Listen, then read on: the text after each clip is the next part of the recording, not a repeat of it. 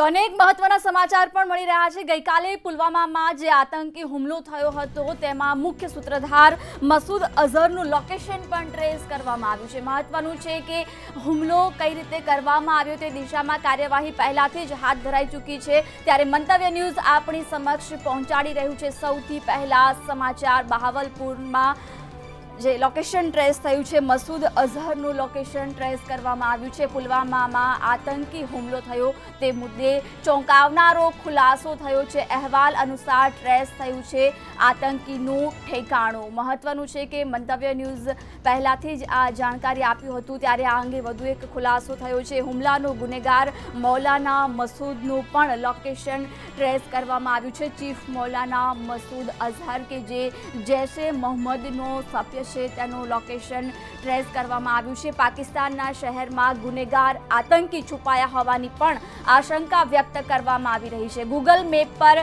Trace કરવામાં આવ્યું છે મસૂદ અઝહરનું લોકેશન। મંતવ્ય ન્યૂઝ આપને સૌથી પહેલા આ સમાચાર પહોંચાડી રહ્યું છે।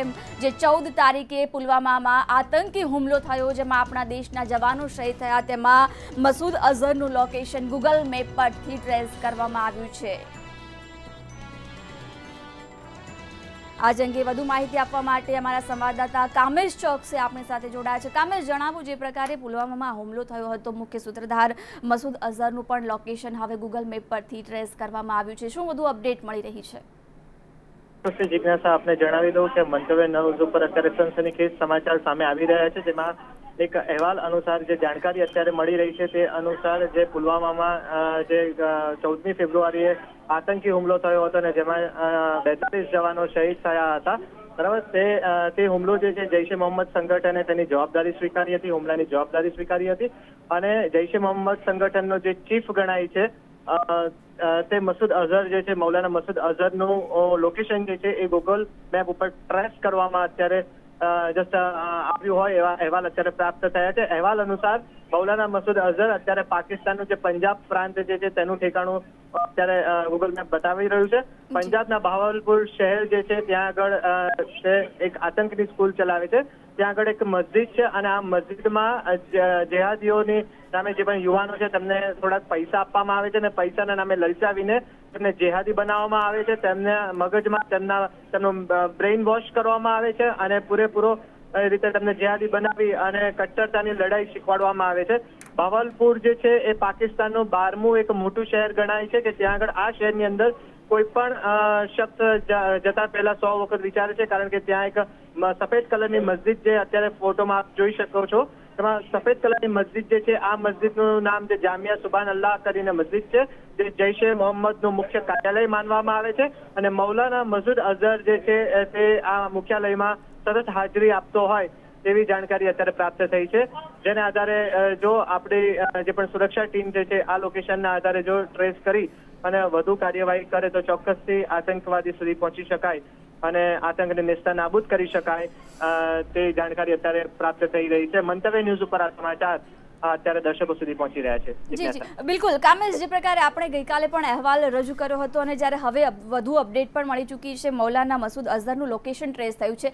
એક તરફ પ્રધાનમંત્રીએ સેનાને પણ છૂટો દોર આપ્યો છે કાર્યવાહી કરવા માટેનો, તો હવે કેવી કાર્યવાહી આ દિશામાં હાથ ધરાઈ શકે છે?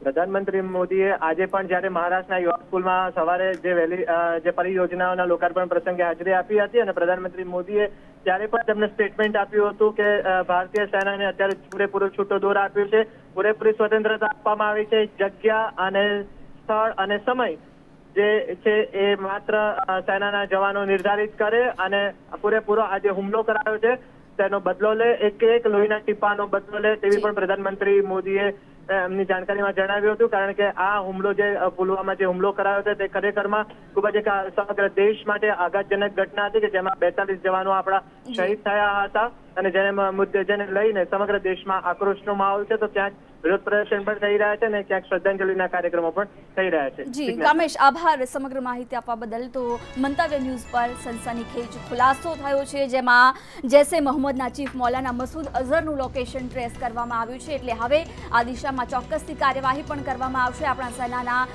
44 જેટલા જવાનો શહીદ થયા છે, ત્યારે બદલો એક જ ભાવના આપણા દેશના દરેક નાગરિકોમાં આક્રોશ જોવા મળી રહ્યો છે। ત્યારે ચોક્કસથી હવે બદલો લેવામાં આવશે અને પ્રધાનમંત્રીએ પણ હવે સેનાને છૂટો દોર આપ્યો છે, એટલે ચોક્કસથી આ દિશામાં પણ હવે કાર્યવાહી હાથ ધરાશે।